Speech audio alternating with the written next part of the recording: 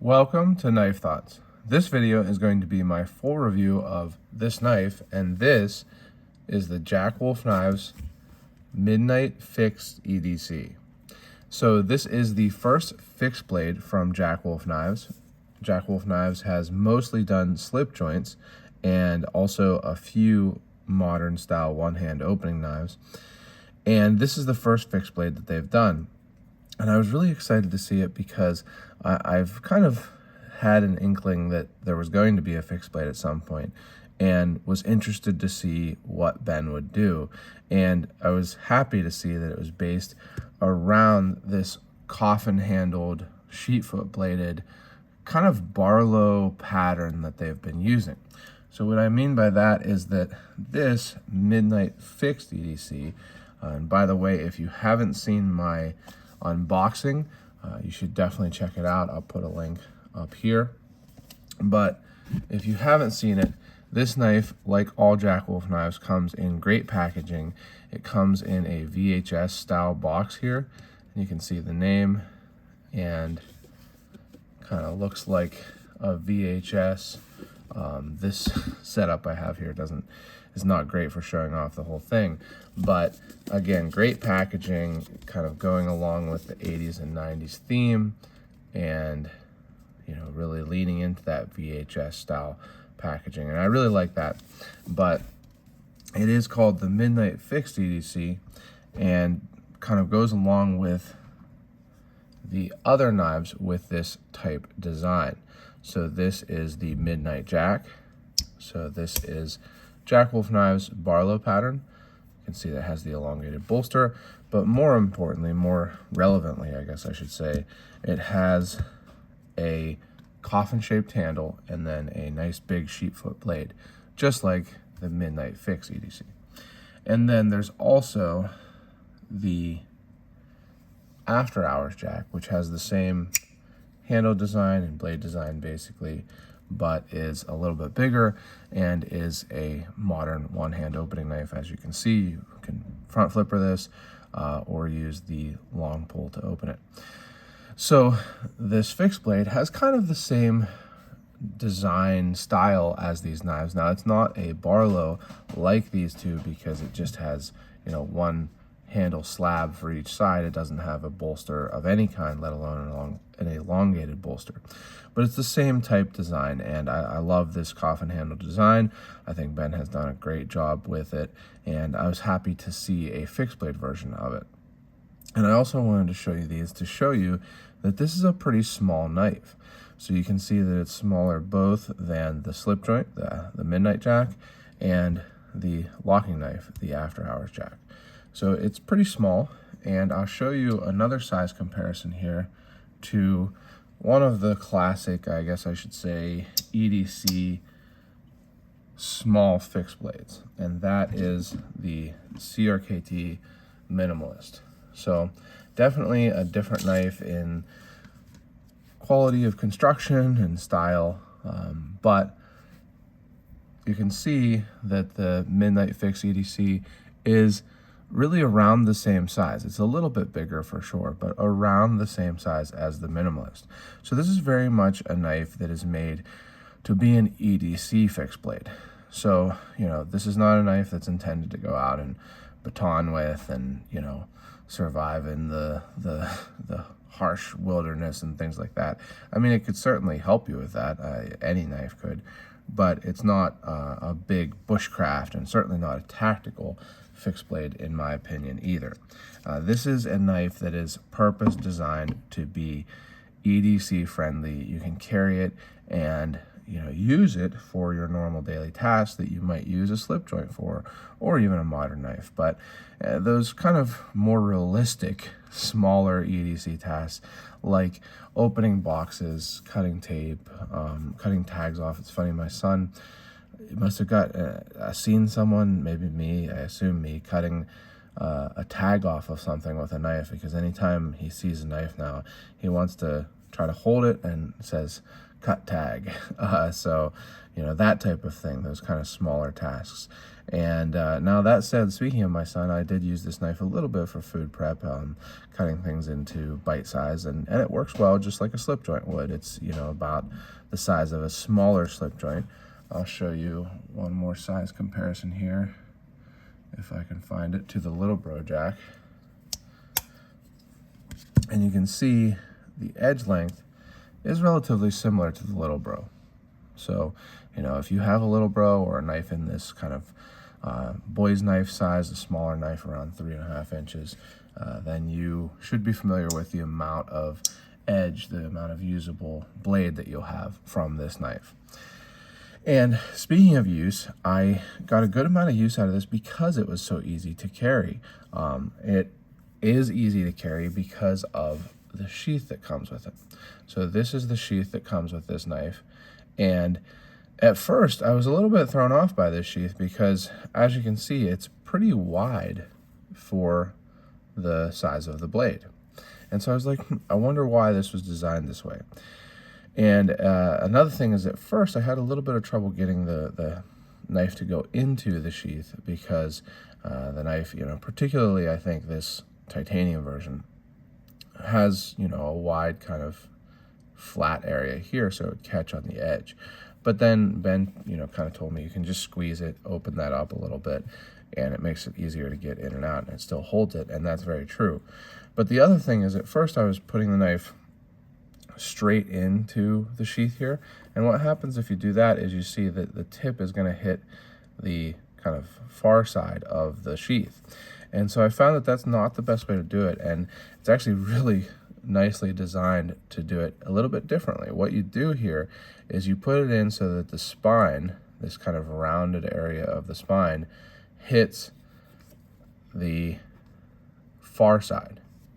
So the rounded area of the spine hits the far side, and then you can push it in, and once it goes, the scales go into the sheath here, you just push it down, and now instead of the tip being here, right, so here, now that kind of swedged area of the blade is here, and the tip is a little farther down towards the very bottom. And so, you know, it allows the blade, the handle to go a little bit farther into the sheath, which gives it good retention. You can shake it and it's not going to come out. I actually have carried this pretty much, I think, every day since getting it and had no issues with that. But the other thing that it does is it makes it truly ambidextrous. So if you take it and go the other direction, you can do the same thing. Now, I have carried it more in that, you know, kind of right-handed pocket configuration, so it goes in a little bit easier there, but you can do the same thing. And so you can see that swedged area would be here, the tip here, and it's kind of canted in this direction. So I think it's a really well-designed sheath, and especially with this pocket clip. So I really feel that it is designed for pocket carry. Now, I think you could put this onto a belt for sure, but it is better designed for pocket carry because you can just slip this into your pocket, and even in shorts pockets I carried this, and it was, you know, perfectly fine, could carry it easily. Carried it a lot in these pants that I have that have kind of like a hammer pocket or something. I don't know exactly what it is, but it's a slanted pocket just below the normal pocket on the pant leg, and it works great. It is held in very securely by this. This has a good amount of tension here, and you can see it has this little bar to kind of catch on the fabric. So it carries really nicely, and not only that, but the sheath is nice looking. So all of the different versions of this knife come with this same sheath, which is black leather. Really nice filling black leather too. I should have asked, I wonder who made these, if it's, you know, the same kind of manufacturer as the knives, or if they have a different manufacturer, but they're nicely done. And then white thread, it's kind of gotten a little bit grayish as I've carried and used it, but pretty white, especially here on the back. You can see a little bit of I think it's just rubbing off from my pants, the color, or maybe from the sheath itself, from the leather. But so it has this black and white, which I think is a good color combination, even for, you know, the non-black handles options, but there is a black micarta handle option, which, by the way, they haven't done micarta for a while. So if you are a fan of micarta, that might be the one to go with, because not only do you get micarta, but it matches the sheath pretty well. So it's a really nice sheath. It's well done, and the sheath being well done allowed me to carry this knife really easily, along with it being a smaller knife. And so with carrying it, I got to use it a good bit, and I found that it's a really nice kind of small size for, again, those normal tasks. It feels good in the hand. You know, it's a small knife, but it feels good in the hand because, as you can see here, I can get 3 fingers onto the main area, and my pinky sets on that kind of cutoff there. So there's no hot spot, and you know, you can definitely get a good grip on it. But I think for most tasks, especially ones that a smaller knife like this will be doing, you more often use a pinch grip, and it, you know, definitely you can pinch grip it perfectly fine. So it definitely is comfortable for being a smaller knife, particularly so, I would say also. I was happy with how comfortable it is in the hand, and I do like the feel of this particular version that I got, this Starburst, I think they call it, titanium. Yeah, titanium Starburst. So I've sometimes seen this called Sunburst, but Starburst is great too. Titanium Starburst, it definitely gives some texture that I think that the other versions probably don't have. But again, it's not like you need a whole lot of texture on a knife like this, because it's not a tactical knife, you know. And speaking of that in use, the sheepfoot blade works like a sheepfoot, so great for kind of fine cutting, especially in like a pull cut like this. You can definitely use this to cut cardboard really nicely. It's like a, you know, very high-end blade steel little utility knife, and it's ground really nicely, just like other Jack Wolf knives are. You can see that it's ground pretty thinly there. It comes to a very nice edge. And this version has a hand satin finish on the blade, which I think looks really nice, especially with this titanium, with its, you know, the different finish that it has. So I do really enjoy the look of that on this particular model, but some of the other models do have different finishes. So just, you know, check out which one you like best. And so it's worked really well in my use. Now, one thing, this does have a lanyard post, and I have not been able to get a lanyard onto it. Full normal 550 sized paracord, I haven't been able to get through there. I wanted to try some of this leather cord that I have and use for lanyards, and I couldn't really get any through there either, or any of that through it either. So I think certainly you could take one of the handle scales off and get it through there. I think that might be the answer, but I haven't tried that, to be honest. I do think a lanyard would be a nice option on this knife, because it is small, and because, you know, when you are carrying the knife, you can see that a good bit of it is in the sheath, and that's great because it gives you better retention.